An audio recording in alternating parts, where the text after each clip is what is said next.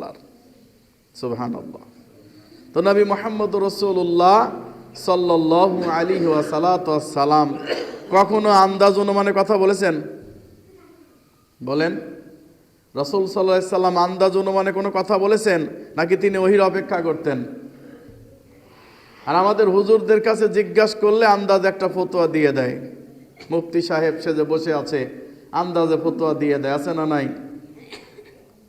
আমাদের আহলে হাদিস সমাজে 1000 আমল প্রচলিত আছে আমার ছোট্ট গবেষণায়, যার সপক্ষে একটা ভুয়া দলিলও নাই। ভুয়া দলিলও নাই। 1000 আমল প্রচলিত আছে, যার সপক্ষে একটা ভুয়া দলিলও নাই।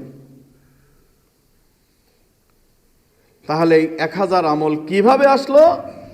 ওই যে কোরআন হাদিস জানার দরকার নাই, নিজে থেকে ফতোয়া দিয়ে দিয়েছে। অথচ আল্লাহ সুবহানাহু ওয়া তাআলা বলছেন সূরা নাজম 53 নম্বর সূরার 3 এবং 4 নম্বর আয়াতে, ওয়ামা ইয়ানতিকু আনিল হাওয়া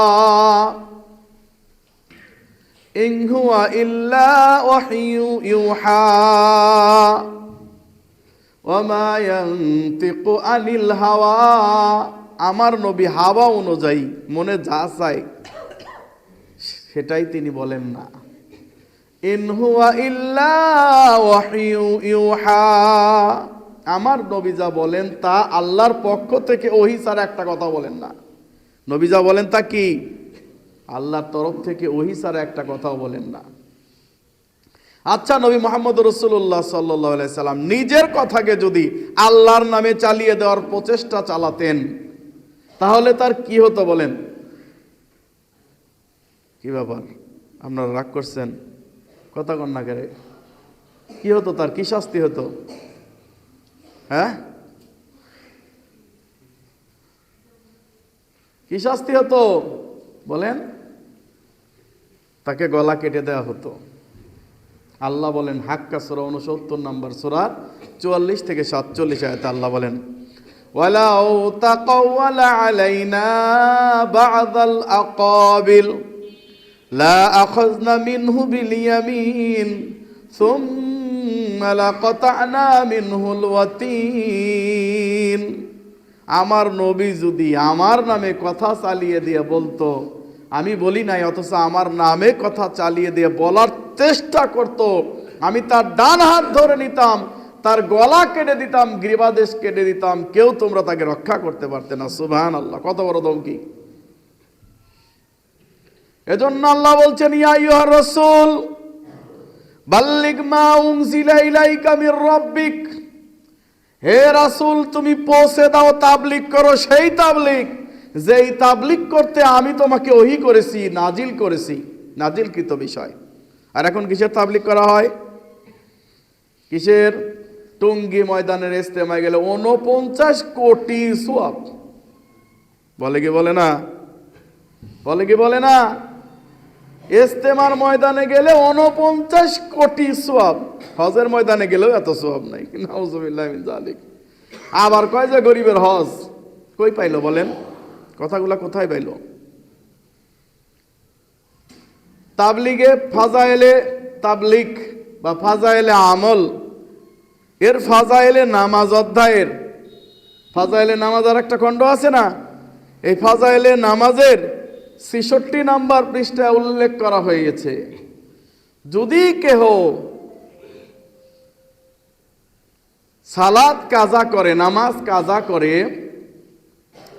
আর এইভাবে ওয়াক্ত চলিয়া যায়, তাহলে এই এক ওয়াক্ত সালাত কাজা করার জন্য 2,88,000 বছর তাকে জাহান্নাম কাটিতে হইবে। আছে না নাই? আছে না নাই? এক সময় আপনাদের মসজিদে এই কিতাব পাওয়া যেত। কি ভুল বললাম? বহু আহলে হাদিসের মসজিদে ফাজাইলে আমলের কিতাব পাওয়া যায়, যেখানে জাল এবং জয়ীফ হাদিসের শুধু সরাসরি নয়, মিথ্যা বানোয়াট কাহিনী দিয়ে ভরপুর। 2-1টা কোরআনের আয়াত না থাকলে এটাকে জাল হাদিসের কিতাব বললেও বলতো না। 2-1টা কোরআনের আয়াত থাকার কারণে ওটা বলা যাচ্ছে না। তাহলে এক ওয়াক্ত সালাত কাজা করলে কত কোটি? 2,88,00,000 বছর জাহান্নামে জ্বলিতে হইবে। কই পাইল? এই হাদিসটার সনদ আমি খোঁজার চেষ্টা করলাম, বিভিন্ন মুহাদ্দিসিনদের কাছে ফোন দিলাম, এই হাদিসের সনদ খুঁজে পাইলাম না। তো শেষে এই হাদিসের নিচে লেখা আছে, হাদিসের রেফারেন্স এইভাবে লেখা আছে, মাজালিসুল আবরার। তো আমি এটার অর্থ খুঁজে বের করলাম যে মাজালিসুল আবরার মানে হচ্ছে বৈরাগ্যী। বৈরাগ্যী বোঝেন? পীররা বসে থাকে না, ওইখান থেকে এই হাদিস আমদানি হয়েছে। একটা মানুষ যদি সালাত কাজা করে, এখানে বলা হয় না ইচ্ছা বা অনিচ্ছা, কিছু বলা হয় নাই। অনিচ্ছাকৃত সালাত কাজা হয়ে যেতে পারে না, তো অনিচ্ছাকৃত ইচ্ছাকৃত কিছু বলে নাই। কাজা যদি করে তাহলে 2,88,00,000 বছর জাহান্নামে জ্বলিতে হবে। তা আল্লাহর নবী সাল্লাল্লাহু আলাইহি সাল্লাম আসরও কাজা করে ফেললেন, মাগরিবও কাজা করে ফেললেন, এশাও কাজা করে ফেললেন। কেন? আহজাবের যুদ্ধ, খন্দকের যুদ্ধের দিন মুশরিকরা এমন ব্যতিব্যস্ত রেখেছিল যে সময় মতো সালাত আদায় করা যায় নাই। কথা বলছেন?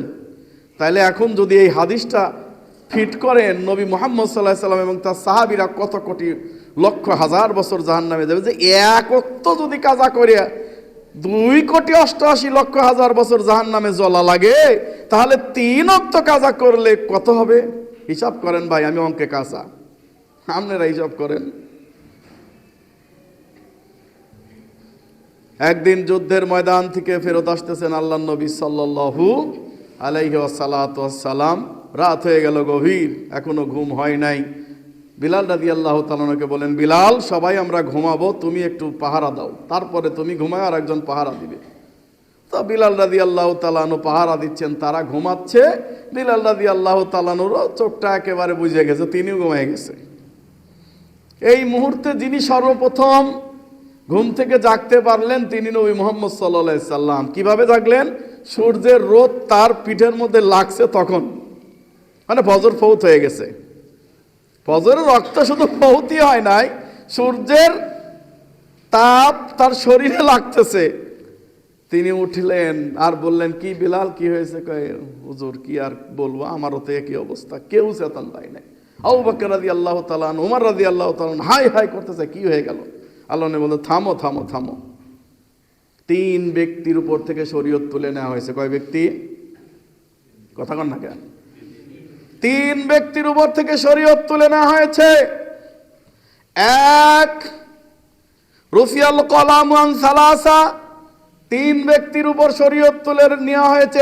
এক, মাজনুন, যে পাগল, তার শরীয়ত তার উপর লিখিত হবে না, তার কোনো পাপ হয় না, সে নামাজ পড়লেই কি আর না পড়লেই কি। কথা বলছেন? 2, ওই সন্তান যে বালেগ হয় নাই, এখনো সালাতের বয়সে উপনীত হয় নাই, ওর কোনো পাপ লেখা হবে না। 3, নাওম, যে ব্যক্তি ঘুমে রয়েছে। ঘুম মানে কি জানেন? মৃত্যু। আমরা কি বলি? আল্লাহুম্মা বিইসমিকা আমুতু ওয়া আহইয়া, আল্লাহ তোমার নামে মরলাম, আবার তোমার নামেই জীবিত হব। কি অর্থ এটা না? আল্লাহ তোমার নামেই মরলাম এবং তোমার নামেই জীবিত হব। এরপরে যখন ঘুম থেকে উঠি তখন বলি কি? আলহামদুলিল্লাহিল্লাযী আহইয়ানা বা'দা মা আমাতানা ওয়া ইলাইহিন নুশুর।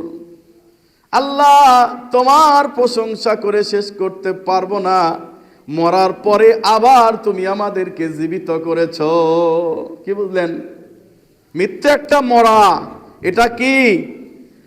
মৃত্যু মরা, অর্থাৎ হচ্ছে মৌতের ছোট ভাই হলে ঘুম। আল্লাহ কোরআনে বলেছেন জুমার সূরাতে যে মানুষ যখন ঘুমিয়ে যায় তখন সে মৃত্যুবরণ করে। আমি যার ইচ্ছা রুহু ফেরত দেই, আবার যার ইচ্ছা রুহু নিয়ে নেই। অনেকে ঘুমের সময় মরে না ভাই? মরে। তাহলে ঘুম যদি কেউ এসে পড়ে আর এমন ঘুম সে জাগ না পায়নি, অনেক কাছে ইচ্ছা করে ওঠে না, শয়তানে খালি কয় যে ঘুমা, তুই ঘুমা, তুই ঘুমা, লাইলুন তাওয়িলুন, রাত অনেক দীর্ঘ, তুই ঘুমা। ও আর উঠতে পারে না। কিন্তু হঠাৎ আপনি প্রতিনিয়তই ফজরের সালাত পড়েন, হঠাৎ এমন হয়ে গেছে ঘুমে। রাসূলুল্লাহ সাল্লাল্লাহু আলাইহি সাল্লাম বলতেছেন, যখন তুমি জাগ না পাবে তখনই তোমার রক্ত, তখন সূর্য উঠতে থাক আর ডুবতে থাক, ওটা তোমার বিষয় না। তখনই তোমার রক্ত, তুমি তখনই উঠে ওযু করে সালাত আদায় করে নিবে। আর ফাজাইলে নামাজে বলতেছে কেউ যদি নামাজ কাজা করে তাহলে তাহাকে 2,88,00,000 বছর জাহান্নামে জ্বলিতে হইবে। টুঙ্গির ইস্তেমায় গেলে 49 কোটি সওয়াব।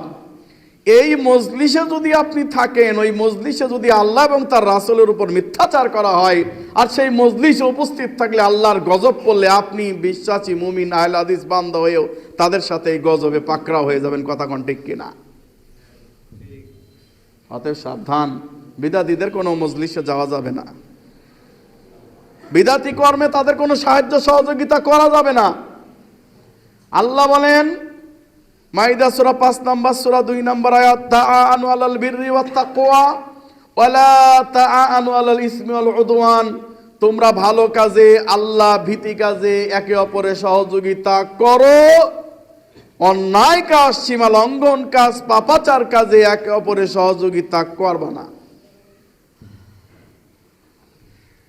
বলছিলাম আল্লাহ বলছেন, হে নবী আমার পক্ষ থেকে যা নাজিল হয়েছে তুমি সেটা পৌঁছে দাও, তোমার আন্তাজে কোনো কথা পৌঁছে দেওয়া যাবে না।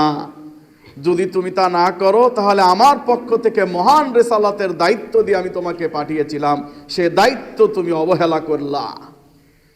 আল্লাহু ইয়াসিমুকা মিনান নাস, তুমি মানুষের ভয় করো না, আমি মানুষ থেকে প্রোটেকশীল আমি তোমাদের দেব। তার মানে হচ্ছে লা ইয়াখাফুনা লাওয়ামাতা লাইম, তুমি নিন্দুকের নিন্দার পরোয়া করবা না।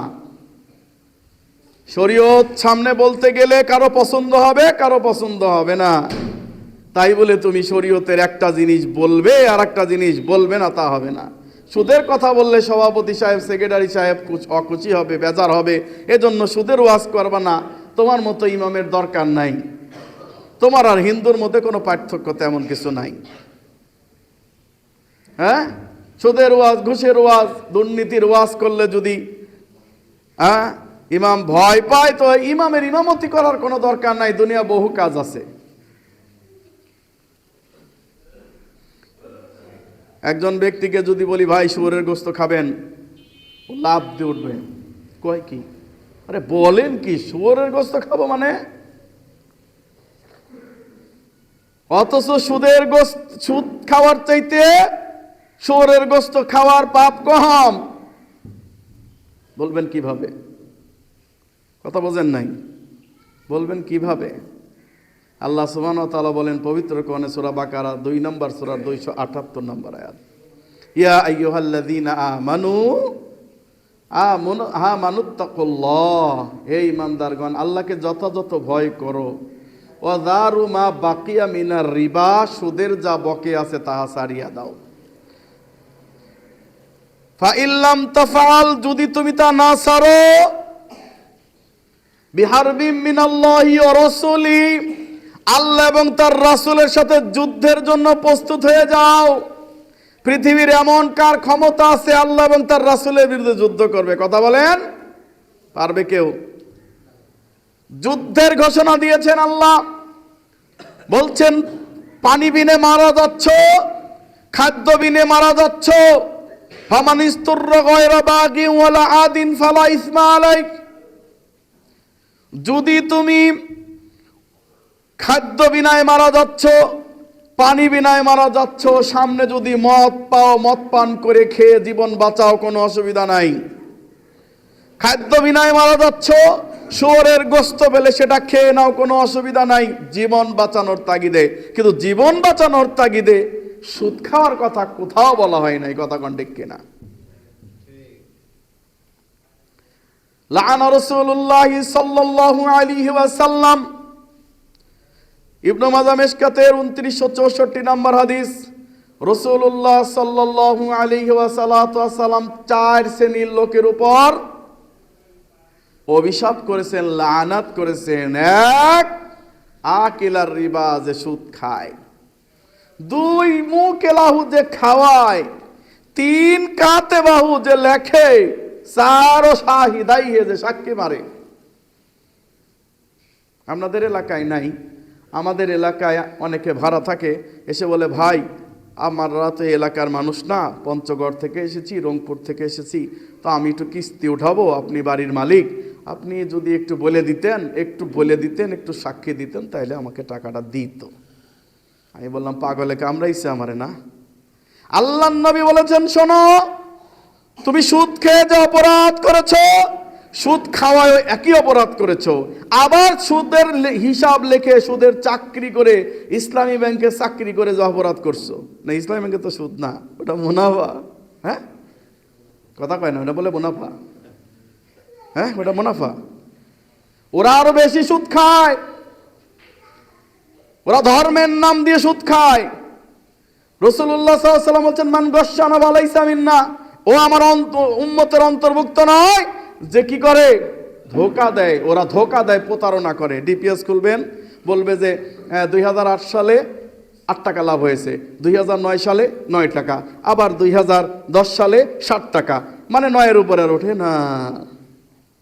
কথা বোঝেন নাই মনে হয়? কেমন চিটার বাটপার। অন্য ব্যাংক বলতেছে যে আমরা সুদ খাই 10% সুদ, মানে 10 টাকাই লাভ, 10 টাকাই সুদ।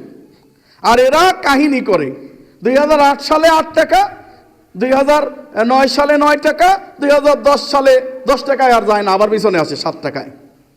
কেমন বাটপারের বাটপার। হ্যাঁ, ইসলামী ব্যাংকে চাকরি করলে ওই সুদের একই কথা। রাসূলুল্লাহ সাল্লাল্লাহু আলাইহি ওয়াসাল্লাম আকিলা রিবা, সুদ খায়, মুকে লাহু খাওয়ায়, এবং কাতে বাহু, সুদের চাকরি করে, কর্মচারী লেখে এবং সুদের সাক্ষী মারে। আচ্ছা, সমস্যা নেই, ওকে দিতে পারেন। এই 4 শ্রেণী, ওয়াকালাহুম সাওয়াউন, তারা পাপের ক্ষেত্রে সমান। এবং আইয়ানকাহুর রাজুলু উম্মাহু, 1 টাকা পরিমাণ কেউ সুদ খাইলে তার আপন মায়ের সঙ্গে জিনা করে। আব্দুল নূর মাদানীকে জিজ্ঞাসা করেছিলাম, আইয়ানকাহুর রাজুলু উম্মাহু, এটা কি আপন মা? বলতেছে জি। হু জমিটা তোমার মায়ের দিকে ফিরেছে। হু জমিটা কার দিকে ফিরেছে? মায়ের দিকে ফিরেছে। আহা, এই যে টুপি, এই টুপি দিয়ে বুজুর্গিগিরি করতেছেন, এই টুপিটা সুদের টাকা বানানো। কথা বোঝেন নাই? সব কিছু সুদের মধ্যে, ব্যবসা বাণিজ্য, বাজার ঘাট, সব কিছু সুদের মধ্যে। আবার জমি এগ্রিমেন্ট দিচ্ছে, 2 লক্ষ টাকা দিয়েছে, 5 বছর খাবে। 5 বছর খাবে না, মানে যত দিন টাকা দিতে না পারবে খাবে। এটারে বলে এগ্রিমেন্ট। আবার কেউ বলে কট, আবার কেউ বলে রিহান, আবার কেউ কি জানি বলে বন্ধক। জি জি জি জি, বন্ধক, রিহান, বন্ধক। বেচারা 5 লক্ষ টাকা, 2 বিঘা জমিতে 5 লক্ষ টাকা নিয়ে বিদেশে মার খেয়ে চলে এসেছে। ও টাকা শোধও করতে পারে না, ও জমি খেতেই আছে, জীবনে দিতেও পারবে না, আর জীবনে জমিও ফেরত পাবে না। বাহ, কি চমৎকার শরীয়ত! শরীয়ত তো হাওয়া কে লাড্ডু। হ্যাঁ, কি চমৎকার শরীয়ত! আবার আর এক হুজুর বলতেছে, না, একটু সমস্যা নাই, যদি ওইখানে আপনি দিয়ে দেন, কি কয়, খাজনা দিয়ে দেন, তো অসুবিধা নাই, ওটা বৈধ হয়ে যায়গে, ও হালাল হয়ে যায়গে। এত সোজা। ইজারা, ভাড়া জায়েজ। জমিটা আপনি 10 বছরের জন্য ভাড়া নিয়েছেন 1 লক্ষ টাকা দিয়ে, 5 বছর চলে যাবে, আপনি 1 লক্ষ টাকা শোধ হয়ে যাবে, আপনি জমিও ফেরত পাবে, এটা জায়েজ। আরে মসজিদে কাঁঠাল গাছ পর্যন্ত রেহান দেয়, মসজিদের। আমাদের পিরোজালি গ্রাম এটা করে, আপনারা করেন না, আপনারা ভালো মানুষ। আমরা মসজিদে তো কাঁঠাল গাছই নাই, দিবেন কি? আম গাছ রেহান দেয়, আছে না নাই? আম গাছ বিক্রি করে দেয়, 5 বছর আগে বিক্রি করে দেয়। ওর ফলই আছে না, ওরে কি বিক্রি করলেন আপনি? সিটারি বাটপারির তো একটা লিমিট থাকা দরকার। আল্লাহ নবী বলতেছেন, যখন ফলটা পাকা পাকা অবস্থা হয়, তখন তুমি তাকে দাও, তার কাছে বিক্রি করো। আপনি আগেই 5 বছরের জন্য জায়গা বিক্রি করে দিচ্ছেন গাছ, তাও মসজিদের গাছ দিয়ে টাকা নিচ্ছেন। আল্লাহ নবী বলতেছেন, এই পাকার পরে হঠাৎ করে ঝড় চলে এসেছে, সাইক্লোন চলেছে, বেচারা তো বিপদে পড়ে গেছে, ওর জন্য একটু এহসানও করো। আর তা না হয় 5 বছর আগে বিক্রি করে দিছে, ওর ফল আসবে কি না আসবে ওটা সম্পূর্ণ তার তকদিরের উপর, ভাগ্যের উপর, আইলে আইতে পারে, নাইলে নাই। এক মুরব্বীকে করলাম, মুরব্বী টাকা তো অনেক কামাইছেন, আমাদের গাজীপুরে তো মনে করেন 1 বিঘা তার সম্পত্তি আছে, 2-4 কোটি টাকার মালিক, বুঝেন নাই? 2-4 কোটি টাকার মালিক। তো মুরব্বী, জাকাত দেওয়া লাগবে না? কিসের জাকাত? আমরা তো জাকাত দিই। কি জাকাত দেন? কই আমি তো দেখি না কোনোদিন। কই যে ফিতরা দেয়, ফিতরাই তো জাকাত। চিন্তা করেন, ফিতরাই বলে জাকাত, ফিতরাই বলে জাকাত। ওসর দিলে বলে যে আমি এই জমি এত কষ্ট করে ফসল ফলাইছি, আমি ওসর দেবো কেরে? অথচ নবী সাল্লাল্লাহু আলাইহি সাল্লাম স্পষ্ট করে বলে দিয়েছেন, শোনো, যদি জমিটা প্রাকৃতিক প্রাণী দ্বারা সেচিত হয় তাহলে তুমি 10 ভাগের 1 ভাগ দাও, ওসর দাও। আর যদি ফার্টিলাইজার করে তারপরে আপনার বিষ ইত্যাদি পানি টানি সেচ দিয়ে হয় তাহলে নেসফে ওসর 20 ভাগের 1 ভাগ দাও। কথা বুঝতে পারছেন? তাহলে 20 ভাগের 1 ভাগ কি? 20 মনে 1 মণ ধান দেওয়া লাগবে, বুঝতে পারছেন? না, আপনাদের এলাকায় তো কারো 20 মণ ধান হয় না, দিবেন কি, তাই না? আরে না, কার জন্য শুনলাম 500 মণ ধান হয়। সুবহানাল্লাহ বলবেন না? আরে আল্লাহ দেয়, আল্লাহ দেয়। আল্লাহ বলেন আলিফ লাম মিম যালিকাল কিতাবু লা রাইবা ফীহি হুদাল লিল মুত্তাকিন আল্লাযীনা ইউমিনুনা বিল গায়বি ওয়া ইউকিমুনাস সালাতা ওয়া মিম্মা রাযাকনাহুম ইউনফিকুন। আলিফ লাম মিমের অর্থ কেউ জানে না। আল্লাহ বলেন যালিকাল কিতাবু লা রাইবা ফীহি, এটা এমন একটি কিতাব যার মধ্যে সন্দেহ নাই। আল্লাযীনা ইউমিনুনা বিল গায়ব, যারা গায়েবের উপর, আল্লাহর অদৃশ্যের উপর বিশ্বাস স্থাপন করে, সালাত কায়েম করে। ওয়া মিম্মা রাযাকনাহুম ইউনফিকুন, আমি যে রিজিক বান্দা তোমাকে দিয়েছি সেখান থেকে বান্দা খরচ করে। কয় আমি গাছ লাগাইছি, আমি খাই, পরের জায়গা পরের জমি ঘর বানাই, আমি তো সেই ঘরের মালিক নই। আরে আল্লাহ বলতেছেন এই রিজিক আমি তোমাকে দেই, তুমি ধান লাগাবা, বীজ দিবা, অনেক কিছু করবা, আমি আল্লাহ তাআলা তোমার ওই ধানের ভিতরে খাদ্য দেব না, তুমি পারবা? আর তুমি যদি ওসর দাও আমি তোমাকে দ্বিগুণ 3 গুণ বাড়িয়ে দেবো। সুবহানাল্লাহ বিহামদিহি সুবহানাল্লাহ। ওসর আপনাকে দিতেই হবে, বাইদা হুকান কুরু। কেন? যদি ইসলামিক স্টেট হইতো আপনারে পিটায় ওসর আদায় করতাম। ইসলামিক স্টেট তো না, পিটায় আদায় করা যাবে না, তাই আপনাকে দিতে হবে। না দিলে ওইটুকু খাদ্য হারাম হয়ে যাবে। মানে ওইটুকু খাদ্য না, 500 মণ ধান পেয়েছেন না, প্রত্যেক 20 মণে 1 মণ করে দিতে হবে। যদি আপনি না দেন তাহলে আপনি সম্পূর্ণটা হারাম পরিগণিত হয়ে যাবে। বলতেছে হুজুর আমাদের এই এলাকায় ওসর খাওয়ার মতো কেউ নেই। যদি না থাকে, ধরেন নাই কেউ, ওটা আপনি নদীতে ভাসিয়ে দিবেন। ওটা যে মাঠে কেটেছেন ওই মাঠে রেখে আসবেন। ওটা পশু প্রাণী খাবে, ওটা আপনার বাড়ির খাদ্য নয়, ওটা আপনার নয়, আপনি নেন কি করে? লজ্জা করে না, শরম করেন? ওটা তো আপনার নয়, আপনি নেবেন কেন? আল্লাহ তাআলা বলছেন হাক্কুল লিসাইলি ওয়াল মাহরুম, নিশ্চয়ই এতে হক রয়েছে। আল্লাহ বলেন নাই যে ওদের করো না করো, আল্লাহ বলছেন হক, অধিকার রয়েছে। সাইল ওয়াল মাহরুম, ফকির এবং মিসকিনদের অধিকার রয়েছে, তাতে তুমি অধিকার বঞ্চিত করবে মানে?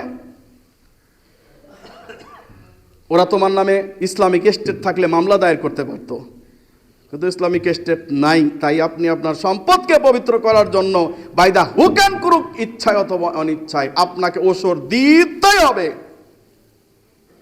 সম্পদ থাকলে সম্পদের যাকাত দেবেন, ফসল থাকলে ফসলের ওসর দেবেন, দিতে আপনি বাধ্য। যদি আপনার নাম আব্দুল্লাহ রাখেন, যদি আপনার নাম আব্দুর রহমান রাখেন, যদি আপনার নাম মুসলমানি কায়দায় রাখেন, যদি আপনি মুসলমানি কায়দায় মুসলমানি করে মুসলমান নিজেকে জাহির করেন, নিজেকে যদি মুসলিম দাবি করেন, আপনাকে দিতেই হবে, আপনি দিতে বাধ্য।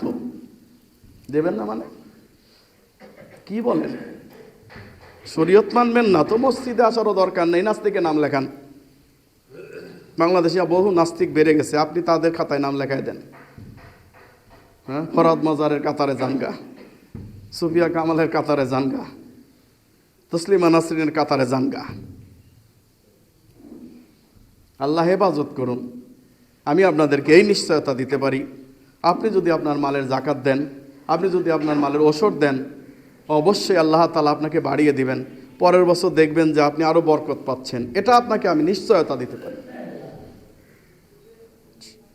তাহলে শরীয়ত নিজের মতো বুঝলে হবে না, আল্লাহ এবং তার রাসূল যেভাবে বলেছেন। এদের আমি পবিত্র কোরআনে সূরা মাইদা 5 নম্বর সূরা 67 নম্বর আয়াত তেলাওয়াত করেছি না?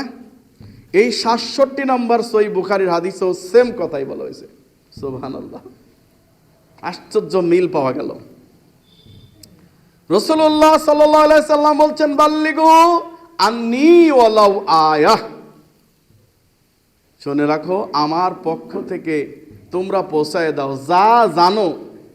কোরআন হাদিসের একটা আয়াত জানলেও, একটা সূরা জানলেও, একটা কিছু জানলে তুমি জানায় দাও, তবে শর্ত হচ্ছে দলিল প্রমাণ সহকারে জানানোর চেষ্টা করবে। এক লোক মুসলমান হয়েছে, আফ্রিকান লোক, রাত্রেবেলা মুসলমান হয়েছে,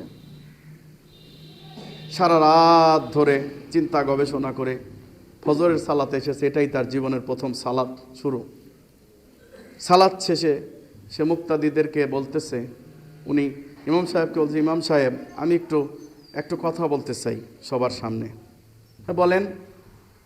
তখন তিনি বলতেছেন, বিসমিল্লাহির রহমানির রহিম, আলহামদুলিল্লাহি রাব্বিল আলামিন, আর রহমানির রহিম, মালিকি ইয়াউমিদ্দিন, ইয়াকা না'বুদু ওয়া ইয়াকা নাস্তাঈন, ইহদিনাস সিরাতাল মুস্তাকিম, সিরাতাল লাযীনা আন'আমতা আলাইহিম গায়রিল মাগদুবি আলাইহিম ওয়ালাদ-দাল্লিন, আমিন বলে বসে গেল। লোকজন বলতেছে, কি বললেন, বললাম না তো। তিনি আবার উঠে বললেন, আমি গত রাত্রে মুসলমান হয়েছি, আমি সারা রাত ধরে এই সূরাটা মুখস্থ করেছি, আমার নবী বলেছেন তুমি যেটা পারো পৌঁছায় দাও, তাই আমি পৌঁছায় দিলাম। সুবহানাল্লাহি ওয়া বিহামদিহি, সুবহানাল্লাহিল আযীম। আর আমরা না, সেই দায়িত্ব আমরা পালন করতে রাজি না। মুসলমান কায়দায় আমাদের মুসলমানই হয়েছে, আমাদের নাম আব্দুল্লাহ, আব্দুর রহমান হয়েছে, ব্যাস আমরা জান্নাতে তো আসন দখল করে বসেই আছি, আমাদের তো জান্নাত আছেই, এত চিন্তা ভাবনা করে লাভটা কি হবে, তাই না? সব সাবধান, যেটা জানবেন সেটা পৌঁছে দেওয়ার চেষ্টা করবেন। আল্লাহ আমাদের তৌফিক দান করুন, আল্লাহুম্মা আমিন। বলেছিলাম 1000 আমল প্রচলিত আছে যার সপক্ষে একটা ভুয়া দলিল নাই। অনেক ইমাম সাহেবকে দেখবেন সালাতে ভুল হয়েছে, হতে পারে কি না? ভুল হওয়াটা খারাপ কিছু না, ভালো কিছু, এটা নিয়ামত। ভুল হওয়াটা কি খারাপ কিছু না, ভালো কিছু, কারণ এটা দ্বারা ভালো কিছু হয়। ঠিক আছে? তো ভুল হয়েছে, স্বাভাবিক, ভুল হইতেই পারে, মানুষ মাত্রই ভুল হবে, হবে না? নবী মুহাম্মদ রাসূলুল্লাহ সাল্লাল্লাহু আলাইহি ওয়াসাল্লাম পৃথিবীর শ্রেষ্ঠ মানুষ হওয়া সত্ত্বেও তার ভুল হয়েছে কিনা, কথা কন, হয়েছে। তো আমাদের ভুল হবে, এটাই স্বাভাবিক। তো ভুল হলে আপনাকে কে বলেছে যে ডাইন দিকে একটা এক্সট্রা সালাম মারা লাগবে? কথা বোঝেন নাই মনে হয়, হ্যাঁ? ডাইন দিকে একটা এক্সট্রা সালাম মারে, তারপর আবার 2টা সেজদা দেয়, আছে না নাই? আমার কথা মনে হয় বোঝা যায় না। আপনারা রংপুরের মানুষ, আমি গাজীপুরের মানুষ, হয়তো কথার মধ্যে একটু বোঝা কম সমস্যা হচ্ছে নাকি? আচ্ছা, ডাইন দিকে একটা সালাম দেয়, এই যে ডাইন দিকে একটা সালাম দেওয়ার উদ্দেশ্য কি? যদি ভুল হয় তো হইলো, আর না হলে ইচ্ছা করে একটা ভুল করে নিলাম, সেজদা জায়েজ করবার লেগে। আল্লাহর এই জমিনের উপরে আসমানের নিচে মর্মে একটা ভুয়া হাদিসও নাই তো সেজদা দিতে গিয়ে ডাইনে একবার সালাম দিয়ে তারপরে সেজদা দিতে হবে, এ মর্মে একটা ভুয়া হাদিসও নাই। হাদিস কি আছে? হাদিস রয়েছে সহিহ বুখারী, ইসলাম হাদিস, সহিহ বুখারী আজিজুল্লাহ নদীতে 1 থেকে 10ম খণ্ড এর সালাতের অধ্যায়ের 360 নম্বর হাদিস। সব ভুলে গেলেও হাদিসটা মনে রাখবেন, কারণ এটা নিয়ে মাঝে মাঝে প্যাঁচ লাগে। 360 নম্বর হাদিস, কিতাবুস সালাত, সালাত অধ্যায়ের। হযরত নবী করিম সাল্লাল্লাহু আলাইহি ওয়াসাল্লাম একদিন আসরের সালাত আদায় করতেছিলেন। তো আসরের সালাত আদায় করতে করতে হঠাৎ করে তিনি 4 রাকাতের জায়গায় 2 রাকাত পড়ে বসে সালাম ফিরে বসে গেল, মুক্তাদির দিকে ফিরে বসলো। তখন আল্লাহ নবী সাল্লাল্লাহু আলাইহি সাল্লামের মুখটা এমন বিহেভ, তার মনে হচ্ছে তার প্রচণ্ড রাগ, তার মুখের মধ্যে মনে হচ্ছে আনারের রস নিংড়ে দেওয়া হয়েছে, লাল টুকটুকা হয়ে গেছে তার মুখ। কোনো সাহাবী সাহস পাচ্ছেন না যে বলবেন যে আল্লাহ নবী আপনি 2 রাকাত কম করলেন কেন, এই কথা বলার কেউ সাহস পাচ্ছে না। সর্বপ্রথম যিনি কথা বলে উঠলেন তার নাম হচ্ছে জুলিয়াদাইন, যার 2 হাত লম্বা। বললেন, ইয়া নবী আল্লাহ, ইয়া রাসূলুল্লাহ সাল্লাল্লাহু আলাইহি ওয়াসাল্লাম, আপনি কি সালাত কম করেছেন নাকি ভুলে গেছেন? আল্লাহ নবী কয়, আমি সালাত কমও করি নাই, ভুলেও যাই নাই। তার মানে উনি যে ভুলে গেছে সেটাও ভুলে গেছে। অতঃপর সাহাবীদেরকে বলতেছেন, এই জুলাইদিন কি কয়? আমি বলে 2 রাকাত কম পড়ছি। হ্যাঁ আল্লাহ রাসূল, আপনি 2 রাকাত কম পড়ছেন। তা আল্লাহ নবী সাল্লাল্লাহু আলাইহি ওয়াসাল্লাম উঠে দাঁড়ায় গেলেন। উঠে দাঁড়ায়া 2 রাকাত সালাত আদায় করার পরে সহজ সিজদা দিলেন। কথা বোঝেন নাই?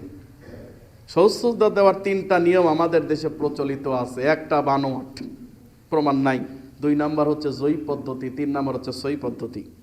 1 নাম্বার পদ্ধতি যে বললাম যে ডাইন দিকে একটা সালাম মেরে নিয়ে সহজ সিজদা দেয়, এটার কোনো দলিল প্রমাণ নাই। 2, সব সালাত শেষ করার পরে 2টা অতিরিক্ত সিজদা দেওয়ার পরে আবার উঠে বসে আত্তাহিয়াতু সহ অন্য করে সালাম ফিরানো, এটা জয়ী পদ্ধতি। সই পদ্ধতি হচ্ছে সমস্ত নামাজ শেষ করে, যদি নামাজ কম করে তো 1 রাকাত পড়তে হবে, নইলে সহজ সিজদা দেওয়ার পরে 2 দিকে সালাম ফিরায় দেবেন। এটা হলো সহি পদ্ধতি। কথা বুঝতে পারছেন? রাসূলুল্লাহ সাল্লাল্লাহু আলাইহি ওয়াসাল্লাম অতিরিক্ত 2টা সিজদা দিলেন। দেওয়ার পরে ডাইনে বামে সালাম ফিরায় মুক্তাদিদেরকে লক্ষ্য করে বললেন, শোনো, ইন্নামা আনা বাশারুম মিসলুকুম, আমি তোমাদের মতোই একজন মানুষ। আনসা কামা তানসাউনা, তোমরা যেভাবে ভুলে যাও আমিও সেভাবে ভুলে যাই।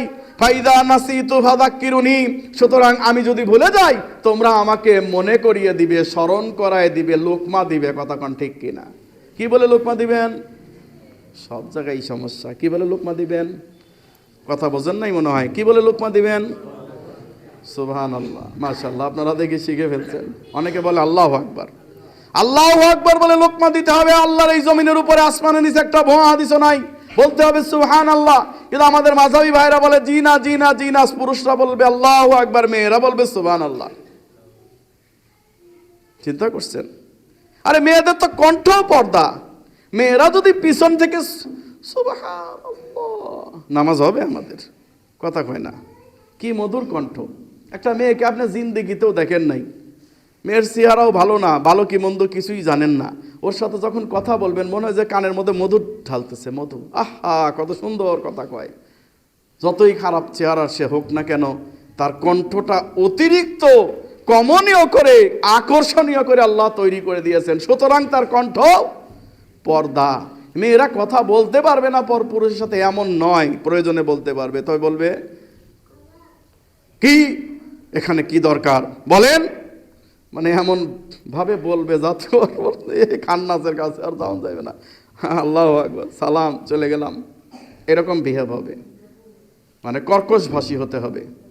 পরপুরুষের সঙ্গে কথা বললে কি কর্কশ ভাষী হতে হবে। তো উল্টে গেছে, এখন স্বামীর সাথে কর্কশ বলে, এই তোমাকে এটা বলছিলাম, এটা করো নাই, সেটা করো নাই, তোমার এদিকে কিছু হলো না, তোমার সংসারে এসে আমার জীবন শেষ হয়ে গেল, তেজপাতা হয়ে গেল। স্বামী যখন বাড়িতে থাকে না, স্মার্টফোনটা কানে নিয়ে বলে, ওগো বাবু কেমন আছো? কত সুন্দর তাদের সঙ্গে কথা বলা শুরু করে দেয়। নাউজুবিল্লাহি মিন যালিক, আল্লাহ মাফ করুক। এরা মসজিদে মহিলা আসতেই দিবে না। তারপরে আবার কি বলতেছে? সুবহানাল্লাহ মহিলারা বলবে আল্লাহু আকবার, সুবহানাল্লাহ মহিলারা বলবে আল্লাহু আকবার, পুরুষেরা বলবে। এরা মহিলাদেরকে আসতেই দেবে না। তবে ওরা মহিলারা মসজিদে না আসতে পারলেও মহিলাকে হালালা করার জন্য মসজিদে ব্যবহার করে। ঘটনা শোনেন নাই?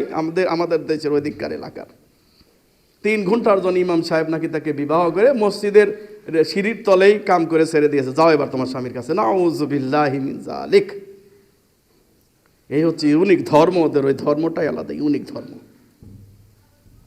আল্লাহ রক্ষা করুন। সুতরাং মেয়েরা বলবে কি সুবহানাল্লাহ, এর কোনো ভিত্তি নাই। মেয়েরা কি করবে বলেন তো? হাতে তালি দিবে। কি দিবে? হাতে তালি দিবে। তারা কথা বলবে না। আর পুরুষ কি বলবে? আল্লাহু আকবার, সুবহানাল্লাহ। বুঝতে পারছেন?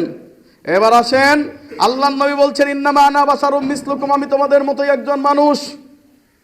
আনসা কামা তানসাউনা, তোমরা যেভাবে ভুল করো আমারও সেভাবে ভুল হয়। ফাইজা নাসিতু ফাযাক্কিরুনি, সুতরাং ভুল হলে তোমরা সংশোধন করিয়ে দিবে, লোকমা দিবে। এই জন্য 3 জনের জায়গা নির্দিষ্ট। আর এই মসজিদে কারো জন্য হেমরা সেমরা, সর্দার, সভাপতি, সেক্রেটারি, কারো জন্য মসজিদের জায়গা নির্দিষ্ট নাই। কথা বুঝছেন? 3 জনের জায়গায়, একজন হলো ইমাম, একজন হলো মুয়াজ্জিন, আর একজন হলো মুকাব্বির তথা লোকমা দেনেওয়ালা, যে সালাতের সময় সূরা পড়তেছে ভুলটা ধরিয়ে দিয়ে সে শুদ্ধ করে পড়ে দিতে পারবে, সেই লোকটা পিছনে থাকতে পারবে। এই তিনজন সামনে থাকতে পারবে, আর সবাইকে যার যার জায়গা মতো থাকতে হবে। কারো জায়গা নির্দিষ্ট নাই। কেউ যদি জায়গা নির্ধারণ করে নেয় যে ওই কোনায় আমার জায়গাটা ছাড়বো না, এটা হারাম। এখানে একটা শিশু বাচ্চা বসলেও আপনি তাকে উঠায় দিয়ে বসতে পারবেন না। তাহলে সালাতে ভুল হতে পারে। নবী সাল্লাল্লাহু আলাইহি সাল্লাম মহান মানুষ হওয়া সত্ত্বেও ভুল হয়েছে কিনা? তো আপনি ইমাম সাহেবের ভুল হলে রাগ করেন কেন, খেপে যান কেন? বলেন মানে উল্টাপাল্টা পুরো একজন কথা বলে সব কথা বলে পরিবেশ উল্টাপাল্টা করে ফেলে, আছে না নাই? ইমাম সাহেব তখন বলে হাই রে হাই, কি করলাম, ভুল করলাম। ভুল হইতে পারে না? ভুল হইতে পারে। আসেন, ভুলটা করাই কে? মিস্টার ইবলিস, শয়তান। যখন আপনি সালাতে দাঁড়ায় যাবেন, এরপরেই মিস্টার খিনজাব নামক একটা শয়তান আছে। এই শয়তান এসে আপনার পাশে দাঁড়ায় যাবে, দাঁড়ায় যেয়ে বলবে তোমার তো দোকান 4টা, হিসাব এবার কয়টা করলা, হিসাব করো। ওই এ বাড়িতে না ওই কামরা রাখি আইসো। আরে তুই যেটা কাজ করছোস, ওই যে গরুর গোস্ত দিয়ে বাতরান দিয়ে রাখছো, সেই এটা না খেয়ে মসজিদে পড়লি, এটা যায় কিন্তু তাড়াতাড়ি খাওয়ান লাগবো। এগুলা আসে না মাথায়? কথা কয় না।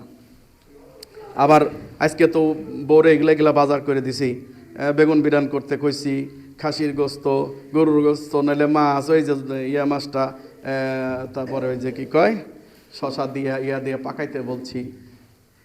তো এইগুলা চিন্তা ঢুকায় দেয় কে? মিস্টার খিনজাব, শয়তান, নামাজকে ডিস্টার্ব করার জন্যে।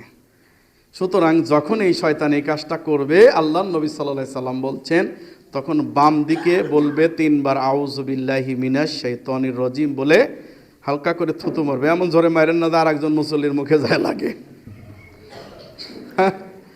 বাম দিকে কি করতে হবে?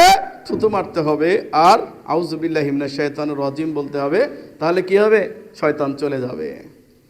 এইবার বনি আদমকে শয়তান চেয়েছিল যে সেজদা যাতে কম হয়, কিন্তু বনি আদম সেজদা 2টা বেশি দিয়ে ফেললো।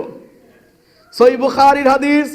এইবার শয়তান ওই পাশে গিয়ে রুমালটা চেপে মুখের মধ্যে রুমাল চেপে বলে ইয়া লাইতানি, আয় আফসোস, উমিরা ইবনা আদম বিসসুজুদে ফাসাজাদু ফালিন জান্নাহ।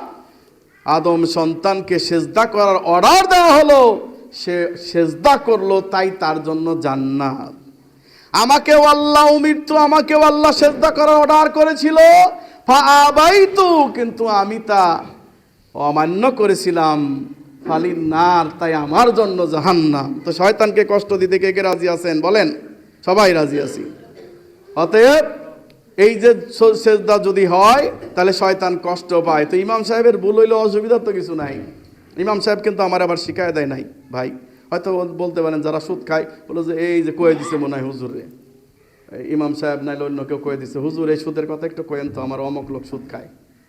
এরকম বিষয় না। আসলে ওয়াজ করলে কারো না কারো যে লাগবেই, যে দুর্নীতি করে তার লাগবে, যে দিন কায়েমের নামে ভণ্ডামি করতেছে তারও লাগবে। কথা বুঝতে পারছেন? এই হলো অবস্থা।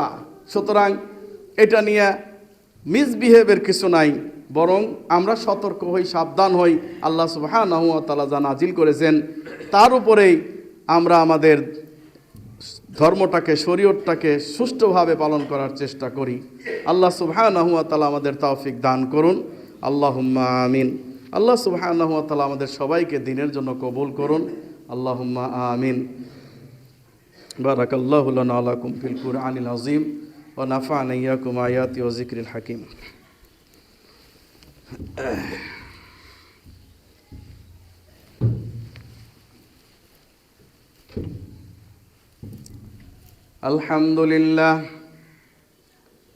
আলহামদুলিল্লাহি নাহমাদুহু ওয়া নাস্তাঈনুহু ওয়া নাস্তাগফিরুহু ওয়া নু'মিনু বিহি ওয়া নাতাওয়াক্কালু আলাইহি ওয়া নাউযু বিল্লাহি মিন শুরুরি আনফুসিনা ওয়া মিন সাইয়্যাতি আ'মালিনা।